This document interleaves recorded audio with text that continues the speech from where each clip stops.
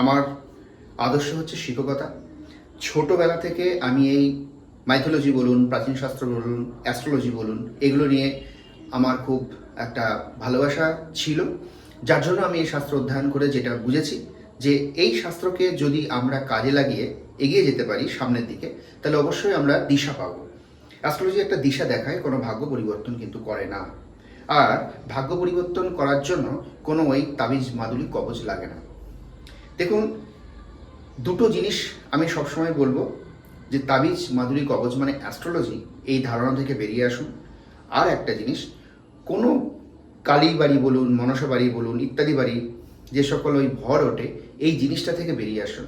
কারণ এটা হচ্ছে চরমতম, যদি কোনো একটা শিক্ষার অন্ধকারে কেউ নিমজ্জিত থাকে তার একটা লক্ষণ। কারণ এখানে বুঝতে হবে যে এটা হয় বাটপার, না নতুবা ওই ব্যক্তির মানসিক ব্যাধি।